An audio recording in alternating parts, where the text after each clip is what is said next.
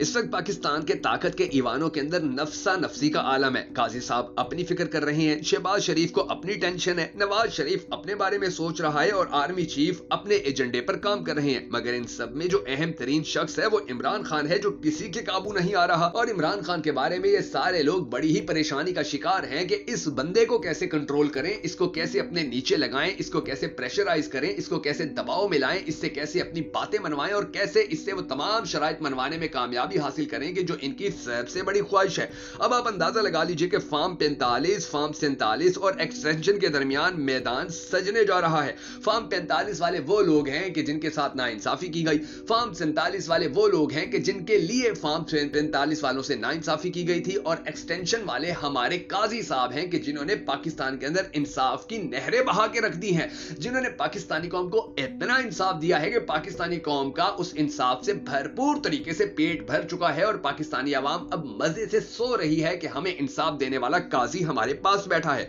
इस वक्त जो और हालात चल रहे हैं वो ये चल रहे हैं कि अब आहिस्ता आहिस्ता जो नताइज हैं, जाली नताइज जो थे इलेक्शन के, वो वापस होना शुरू हो चुके हैं। बहुत सारे ऐसे जाली नताइज के जो अब तक वापस किए गए हैं, उनमें कल बड़ी अहम डेवलपमेंट सामने आई, क्योंकि अब इलेक्शन ट्रिब्यूनल में तकरीबन 48 सीटों को चैलेंज कर दिया गया है, जिनमें से कई सीटें तो वापस मिल चुकी हैं और कई ऐसी हैं कि जो आने वाले दिनों के अंदर वापस मिल जाएंगी। और दिलचस्प बात यह है कि बड़े बड़े तगड़े लोग जो एस्टेब्लिशमेंट को ब्लैकमेल कर रहे हैं, उनको आंखें दिखा रहे हैं, अब उनकी भी गेम बजने वाली है। और वो गेम कैसे बजेगी, ये बड़ी दिलचस्प कहानी है जो आज के इस वीडियो के अंदर हम आपको सुनाने जा रहे हैं। मगर उससे पहले हम सबको अल्लाह तबारक व तआला के हुजूर गिड़गिड़ा कर ये दुआ करनी है कि हमारे पाक परवरदिगार हमारे मुल्क के हालात के ऊपर रहम फरमा, हमारे मुल्क के हालात को बेहतर कर, पाकिस्तान का अगला वजीर आजम उस शख्स को बना कि जिससे ये पाकिस्तानी कौम बड़ी टूट कर मोहब्बत करती है और वो भी पाकिस्तानी कौम से बड़ी टूटकर मोहब्बत करता है। अगर आप भी हम सबके साथ मिलकर होने वाली इस सदका जारिया दुआ में शामिल होना चाहें तो कमेंट सेक्शन में आमीन जरूर लिख दीजिएगा। और कमेंट सेक्शन के अंदर आपने ये भी जरूर बता देना है कि आप आने वाले वक्त में पाकिस्तान का अगला वजीर आजम किसको देखना चाहते हैं। इसके अलावा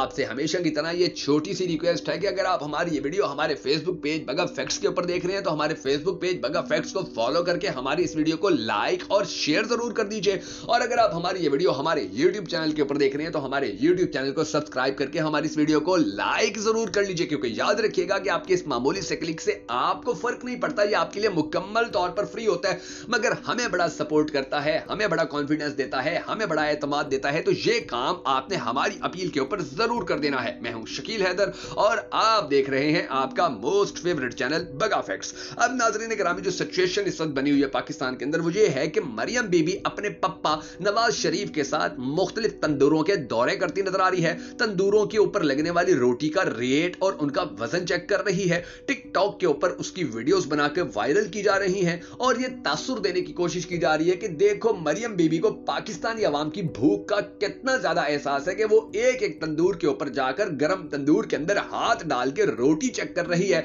और पाकिस्तानी अवाम से यह मोहब्बत पाकिस्तान के किसी और लीडर ने आज तक नहीं दिखाई, मगर काम हमेशा उल्टा ही होता है, क्योंकि जैसे ही मरियम बीबी की ये वीडियो सामने आ रही है तो इसके ऊपर तो बाकायदा ट्रोलिंग चल रही है, इसके ऊपर तो बाकायदा मजाक उड़ाया जा रहा है, इसके ऊपर तो बाकायदा ट्वीट्स किए जा रहे हैं और बताया जा रहा है कि मरियम बीबी आपका ये काम नहीं था जो काम आप कर रही हैं, आपका वो काम था जो काम आपको करना ही नहीं आता और जो आप कभी कर ही नहीं सकती हैं, क्योंकि आप तो जाली मैंडेट लेके पाकिस्तान के सबसे बड़े सूबे पंजाब की वजीर आला बनी हुई है। अब आप ये अंदाजा लगा लीजिए कि कल बैरिस्टर गौहर ने इमरान खान से मुलाकात की। इमरान खान की जो मुलाकात थी बैरिस्टर गौहर से वो वैसे ही करवाई गई जैसे कलभूषण से उसकी फैमिली की करवाई गई, यानी बैरिस्टर गौहर और इमरान खान के दरमियान में एक शीशा लगा हुआ था और दोनों साइड पे माइक लगे हुए थे और उन माइक्स के जरिए वो बातें करते रहे। और उसी दौरान जो बैरिस्टर गौहर के साथ एक और बहुत बड़े पाकिस्तान के माया नाज वकील शेर अफजल मरवत गए हुए थे, उन्होंने बताया कि जी वहां पर एक बहुत बड़ा बल्ब लगा हुआ था, उसके अंदर भी एक कैमरा फिट था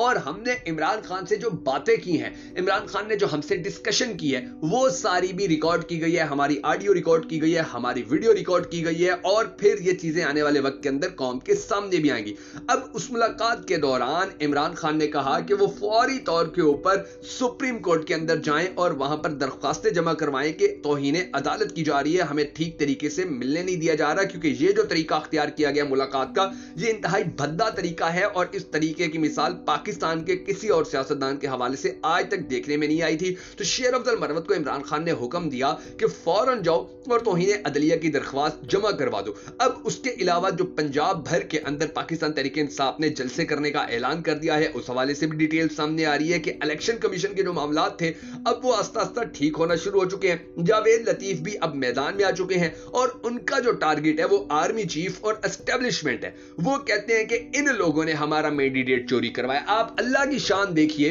कि जिन लोगों को पाकिस्तानी अवाम ने बदतरीन तरीके से रिजेक्ट किया, जिनको पाकिस्तानी अवाम ने वोट नहीं दिया, क्योंकि पाकिस्तानी अवाम इनको चोर समझती है, डाकू समझती है, इश्तिहारी समझती है, भिगोड़े समझती है, ये लूट मार करने वाला टोला है, पाकिस्तान को बर्बाद करने वाला टोला है। पाकिस्तानी अवाम ने इसको पूरी तरह रिजेक्ट किया था। तो अब उन लोगों को लाने वालों ने ना सिर्फ इन लोगों को लाने में कामयाबी हासिल की, इनको लेके आए, फिर इनको हुकूमत बना के दी और अब इनको हुकूमत भी चला के दे रहे हैं। तो अब ये अपने उन्हीं एहसान करने वालों के ऊपर एहसान फरामोशी कर रहे हैं और ये बार बार ये बयान सामने आ रहे हैं, बार बार ये बात की जा रही है जावेद लतीफ की जानिब से कि जी जो एस्टेब्लिशमेंट है, जो आर्मी चीफ हैं, उन्होंने जो हमारा मैंडेट था वो चोरी करवा लिया। सुभान अल्लाह, आप भी सुभान अल्लाह कह दीजिए कि ये कैसी, यानी कि आप देखिए, अंदाजा लगाइए कि पाकिस्तान के अंदर जो सियासत है वो की जा रही है। अब आप ये देख लीजिए कि पाकिस्तान के अंदर यानी कि ये चोर जो पाकिस्तान के, वो पहली बार ही चोर भी एहतजाज कर रहे हैं कि जो हमारी चोरी थी वो हमारे चोरी हमें पूरी तरीके से नहीं दी गई है। फिर आप ये देखिए कि लाहौर हाई कोर्ट ने एक ही दिन के अंदर पाकिस्तान के कम से कम जो